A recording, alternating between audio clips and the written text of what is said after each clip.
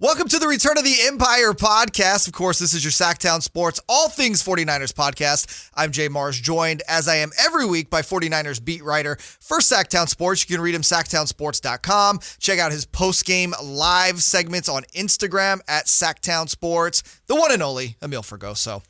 Hey Jay, how you doing, man? Well, that's a loaded question, given the team and topics we are going to discuss today. Obviously, we're gonna talk a lot about the quarterback situation going on in San Francisco. If you've been living under a rock, first of all, welcome to the podcast. Yes. We're so happy you found us. Secondly, Emil, I just want to start with you. You were there last week. Mm-hmm. What was the atmosphere? Walk us through that whole situation. Yeah. Trey Lance, runs it up the gut into the teeth of the Seahawks defense. And then immediately, you see the call like, oh, this isn't good. Yeah. Walk us through the whole feeling inside the stadium last week. Yeah, I guess the one word you can use was somber. That was the word that all the players used afterwards. Nick Bosa, Jimmy Garoppolo, Fred Warner. It was all somber tone. They won the game, obviously, but just the loss of their quarterback was tough. During the play when it happened, he's doing a designed run basically on the right zone off the right guard, Spencer Burford, goes in the teeth of the defense. Linebacker Cody Barton picks him up, folds him over, and his ankle snaps. At first, when I saw it, I thought it was actually a head injury, and I thought he got cracked. He got tackled pretty hard there by the linebackers. It was a combo hit between him and another linebacker from the Seahawks, and I thought that it was a head injury at first because he was rolling on the ground. It didn't look right. I was like, okay, well, maybe his head got knocked around. I don't know. Then I grabbed the binoculars, and I looked in there, looked through, and I was like, oh, no, it's his ankle. Because they brought the truck out right away, yep. And they brought the air cast out. When they bring the air cast out, that's Bad when news. It's a problem. That's when you know it's a problem. So it's such an interesting place to be in from a fan perspective, obviously a media perspective covering too. I think everybody has been, Trey Lance has been the talk of the offseason. Yep. Trey Lance was the talk of the season last year when this team was, in contention to go to the Super Bowl again. You go out week 2 and you lose him for the year. Now we bring back Jimmy Garoppolo. Yes. Remember the guy everybody was like, okay, we need to trade this guy. We need to get value for him. Okay, well, he's not. Nobody's trading for him. All right, well, you got to cut the guy loose, right? Do you, when you see Jimmy G go in, yeah, and is your first thought, wow, the 49ers are geniuses for holding on to this guy, or was this just dumb luck? This was dumb luck. This was not what they planned. Fans out there, faithful, do not think this was planned at all. Do not think Shanahan meant to do this. This was totally a fluke accident. Jimmy Garoppolo was not supposed to play this year. He was on the team to build up his value to get traded. Right. That was the point of him still being with the team, is to serve as this back in case he needed to be, but also to increase his value and get the trade that he desired. And obviously that's not going to happen now that he is the quarterback for the rest of the year. And now that deal they made, cutting his contract from $25 million to about $6.9 at the base, with obviously incentives per game, looking like a steal right now for a guy who could easily make $20 million every single year playing quarterback. Yeah, I was watching. It was interesting. We're recording this on a Friday, so we had the Steelers and the Browns last night on Thursday Night Football. I'm watching Pittsburgh, and I'm like, how the hell did they think it was a good idea to say, you know what, we're going to roll the dice on Mitchell Trubisky when Jimmy was still out there on the market? And, later into the offseason, I'm like, man, Pittsburgh could have probably had Jimmy for like a 4th-round pick and the 49ers just swallowing some of his salary, right? Yeah.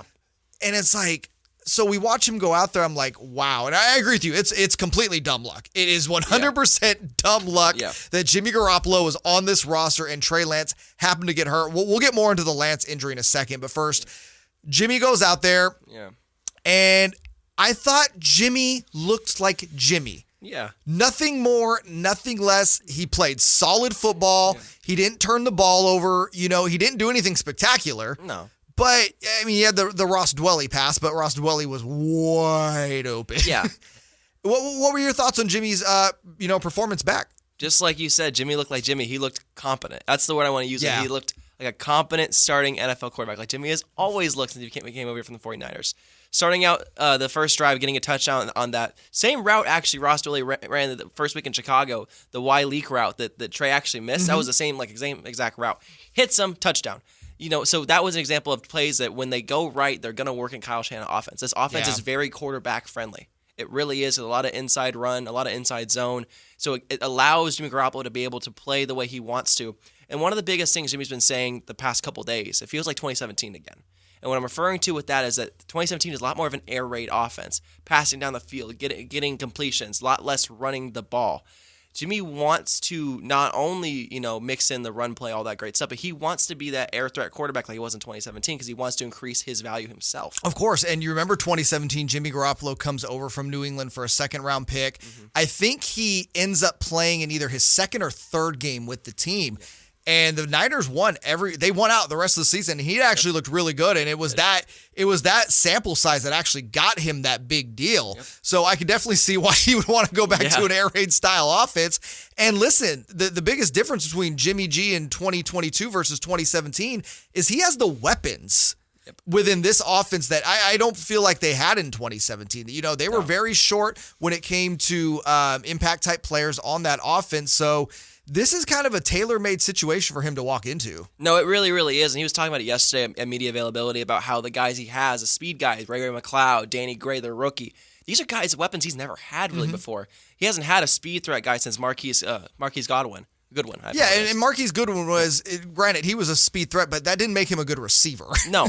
Whereas Danny Gray, he is a very, very good receiver. He showed in that one preseason game against the Packers that he can easily be a top 2 or 3 wide receiver on a good team when he hits his potential. Same with Ray McLeod, who's a special teams specialist. Ray, and I think that's been an underrated storyline for obvious reasons. It's not like he's breaking out like Dante Hall circa 2004. No. But Ray McLeod has brought that special teams was such an issue last year for the 49ers. And again, we go back to Jimmy Garoppolo look competent. Ray McLeod getting the ball makes that special teams look competent. Yes. And he's good. He'll pick up 15, 20 yards sometimes on a kick return. Mm-hmm. I think that's really helped out as well. So, moving forward, and I find it interesting, and this has kind of been the theme, is while everybody feels, and by everybody, I'm speaking of to what seems to be leaking out of the locker room.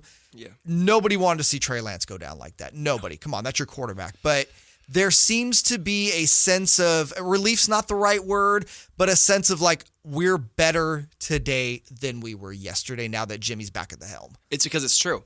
The Niners are better in the short term, if they're going for a Super Bowl this year especially, with Jimmy Garoppolo at quarterback. I know it's hard to digest considering what we've seen from Jimmy Garoppolo last 5 years, but Trey Lance, with all due respect, I think he needed another year of development. I just really felt that way. I think he needed this year to develop, but I also think it's kind of unfair when people are just like, welp. Trey Lance, I feel like there's a lot of people that wrote him off after week 1, which, I mean, we talked about that in the very first episode. Yeah. Like, dude, this kid needs some time to grow. He does. But, you bring in Jimmy now. You have him in there. He is your interim quarterback for the season. Yep. I do want to tell people, though, be careful. Jimmy has an injury history. Yeah. Let's not pencil Jimmy in already for the remaining 15 games of the season, as he'll be there. Yeah. So should something happen to Jimmy, what are your thoughts on Brock Purdy? I know we had Greg Papa on the Carmichael Dave show with Jason Ross this morning, who he's really high on Brock Purdy. He actually thinks Brock Purdy could go in there and win games for the 49ers this season. Do you think as a rookie, he's a guy that could, I wouldn't necessarily say lead the team to victory, but manage the game well enough that they could win? I'm a big Brock Purdy guy, everyone. I'm a big Brock Purdy guy. Just the way he handles himself and the confidence that he has. I mean, he's not only a great person, he's also a great team leader from the jump. I mean, he was a 5-year starter, actually, at Iowa. I believe it was Iowa State. One of the 2 Iowas. He was fantastic in the Big Ten. He was really, really, really good. And it just goes to show he beat out Nate Sudfeld for the job. Yeah. He beat him outright. And Sudfeld's been with the team for a couple of years now, been with the 49ers, has been a solid backup, had a good preseason. Mm-hmm. But Purdy's ability to just have potential and as well on that rookie scale contract gives the 49ers more flexibility with their third or their second string quarterback now. Yeah, and we should quickly look at the injuries as well. Elijah Mitchell out. Yep. And then, who went out? Ty Davis Price. Thank you. I was about to say Ray Price. Ty Davis Price went out. Yep. Marlon Mack elevated this week. And then I've said it for years. Yeah. As long as Kyle Shanahan is in the NFL, Tevin Coleman will have a job in some capacity. 49ers bring Tevin Coleman back. He'll be on the practice squad. Yep. Older guy, hasn't played much, but you know what? That is a Kyle Shanahan favorite all the way back from his days in Atlanta. Oh, yeah. That is his guy from Atlanta, and they even commented on it yesterday. That's Shanahan's guy. Tevin Coleman is his guy, and he probably won't see a lot of action this year for the 49ers, so don't worry about that. It's going to be a mixture of Jeff Wilson. It's going to be a mixture of Jordan Mason. It's going to be a mixture of Marlon Mack. Those are the 3 guys that they like right now. We'll see what Tevin Coleman does going forward, but don't think he's going to get a lot of touches. That's not what we're doing here. No, this won't be 2020, 2019 Tevin Coleman that you're seeing. No.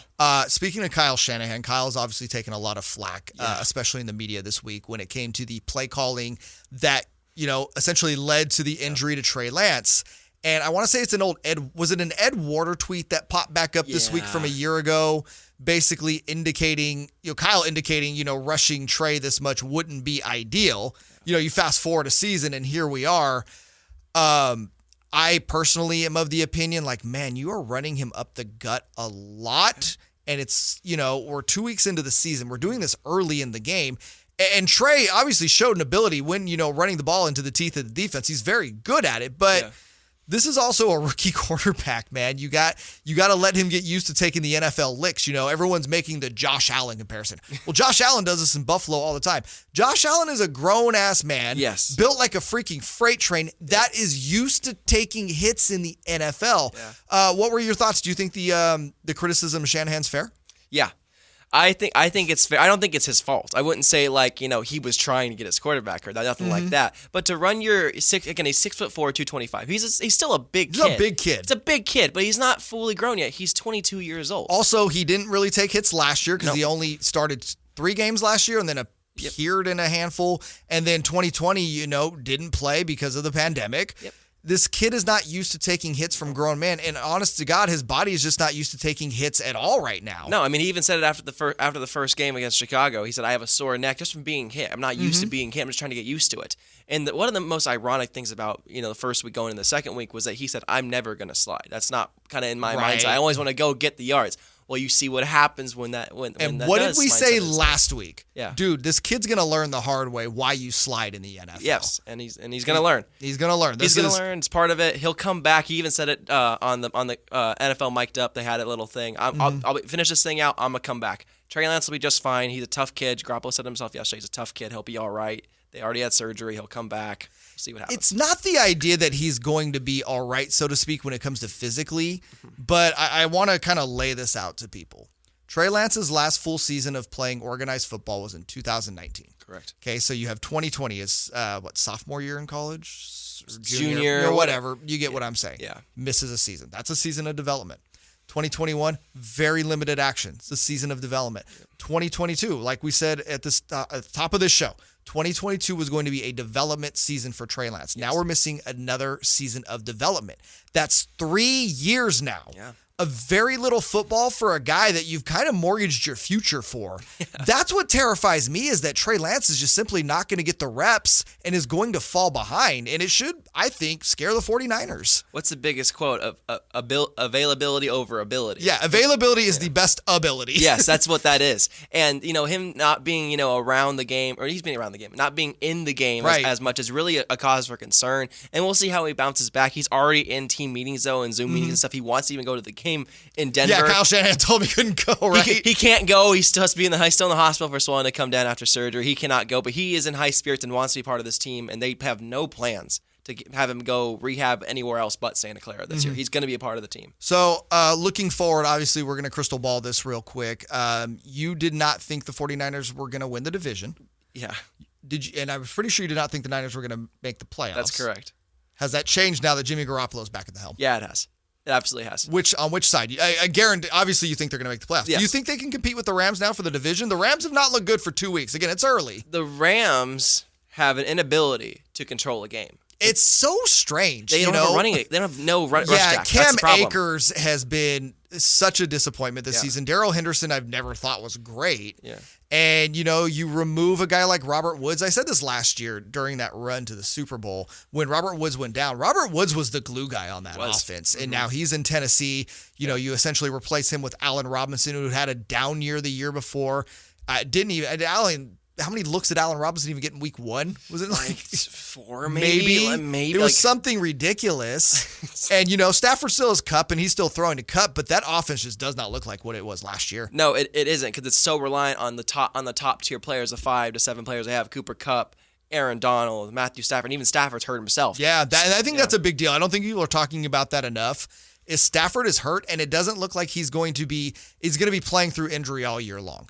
And, granted, shout out to him for toughing through it. He's used to it. He's used to it. Yeah, playing in Detroit, you don't have a choice but to play hurt. Yeah. But I really think that's going to hurt this offense to the point where, again, I don't like to make big proclamations into week 2, but I think we're looking at a scenario where the 49ers can win the division now. They easily can. I just think because of the pieces they have in place, they are built to win now. This defense especially is built to win now. They can probably carry some of the offensive burden with Trey Lance being out and make it easier for Jimmy Garoppolo to do it. And there's going to be a game managing. That's how this is going to work. Speaking of the defense, we got to talk about that monster on defense through 2 weeks. Hufanga has just been a terrorizer out there. Yeah. And, that the defense last year was I thought, really solid given the injuries they had to the secondary. But this year, to your point, that defense just looks like a just problem. Yeah, no, again, they held Seattle to a shutout. Whatever you want to say about the botched field goal to the house, touchdown, whatever, that doesn't really count. Right. Even Shanahan was making a joke, you guys couldn't keep a shutout. They were all laughing about it in the clubhouse.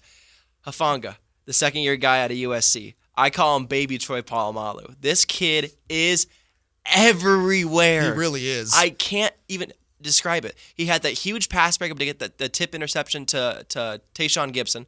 And then as well last week he had the pick. And then again he had 6 tackles a day. He's everywhere. He's up top. He's down below. He's rushing. He's getting after the run. I mean, what can't this guy do? Yeah. No, and to your point, we're talking about all stuff on the field. How about off the field? Yeah. Going to visit Trey Lance in the hospital, which, that's a good teammate, right? But what does a good teammate do? They bring something with them. He brought Trey Lance a Happy Meal. Yes.